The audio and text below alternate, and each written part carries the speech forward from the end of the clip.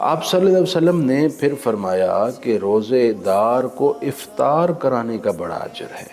کیا اجر ہے؟ فرمایا اللہ پاک افطار کرانے والے کے سارے گناہ معاف کر دیتا ہے، جہنم سے اس شخص کی نجات کا حکم جاری کر دیتا ہے۔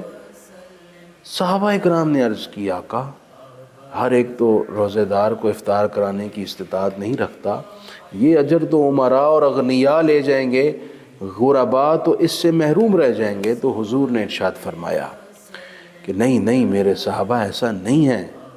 اگر کوئی کسی روزے دار کو ایک گھونٹ پانی پلا دے، ایک لسی کا سپ دے دے، یا وہ ایک کھجور ہی کھلا دے، تب بھی اللہ یہ کچھ کرنے والے کو وہی اجر عطا فرمائے گا جو کسی روزے دار کو پیٹ بھر کھلانے کا اجر ہے۔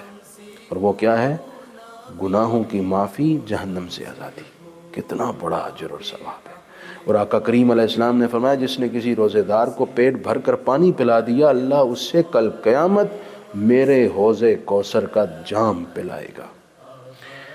اس حدیث سے معلوم یہ ہوا کہ روزے کا کنیکشن ہے کچھ اعمال کے ساتھ۔ اگر ہم وہ چیزیں روزے کے ساتھ کنیکٹ رکھیں تو رمضان ہمیں کھل کر اپنے اسرار و رموز اور برکات کا ایک نیا جہان، ایک گلدستہ ادا کرتا ہے۔ ہماری پرابلم کیا ہے؟ بیشتر لوگ ایسے ہیں جو روزہ نہیں رکھتے۔ رمضان کی تیاری کیجئے، سب سے پہلے اپنا مائنڈ بنائیں روزہ رکھنے کا۔ یاد رکھیں حضور علیہ السلام نے ارشاد فرمایا جس نے استطاعت ہوتے ہوئے بھی روزہ نہ رکھا تو ساری زندگی روزے رکھ لے، رمضان کے چھوڑے ہوئے ایک روزے کے برابر نہیں ہو سکتا۔ کتنی بڑی محرومی ہے رمضان کا روزہ نہ رکھنا۔ اور آج کل تو اچھے خاصے صحت یاب اور ہر طرح کی آسائش ہونے کے باوجود لوگ روزہ نہیں رکھتے۔ بھائی کیوں؟ آپ کو شرم نہیں آتی؟ آپ اپنے آپ سے سوال کیجئے کہ میں اس رب کی نعمتیں کھا کر، اس کی طرف سے عزتیں پا کر، سب کچھ ہوتے ہوئے روزہ نہیں رکھ رہا، میں اس کو کیا منہ دکھاؤں گا؟ سب روزے سے ہیں اور میں بغیر روزے کے ہوں۔ اپنے آپ سے آپ سوال پوچھئے، آپ کا ضمیر آپ کو ملامت کرے گا۔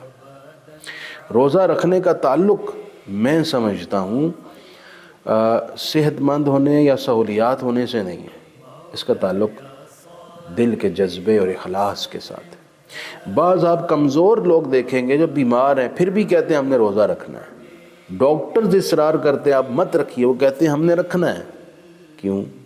اس لیے کہ ان کا جذبہ ہے، ان کے دل میں روزے سے محبت ہے، وہ روزہ چھوڑنا نہیں چاہتے، اس لیے وہ ہر صورت میں روزہ رکھنے کی کوشش کرتے ہیں۔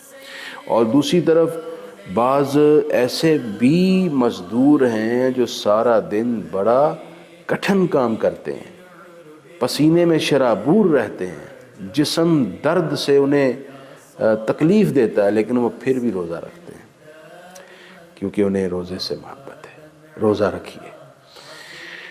دوسری بات یہ، روزہ رکھ کر نمازیں ضرور پڑھیے، ورنہ آپ کا روزہ تو ہو جائے گا مگر وہ روزہ بیمار روزہ ہوگا، وہ روزہ یوں سمجھ لیجئے کہ تنے بے جان ہوگا، اس کے اندر روح نہیں ہوگی۔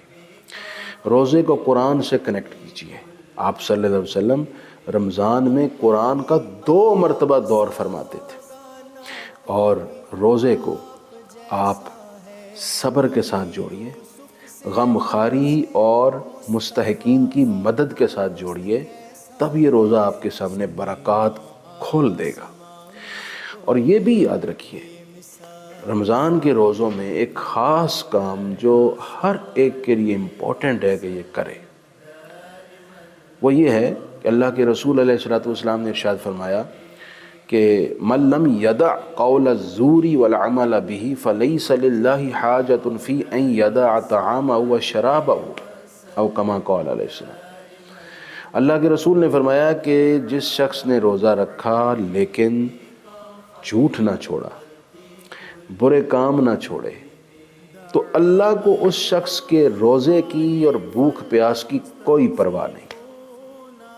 یعنی اللہ ایسے شخص کا روزہ پسند ہی نہیں کرتا جو روزہ رکھ کر روزے کے حق ادا نہیں کرتا۔ روزہ رکھیے، مگر ان سارے اعمال کے ساتھ اپنے روزے اور رمضان کو کنیکٹ کیجئے۔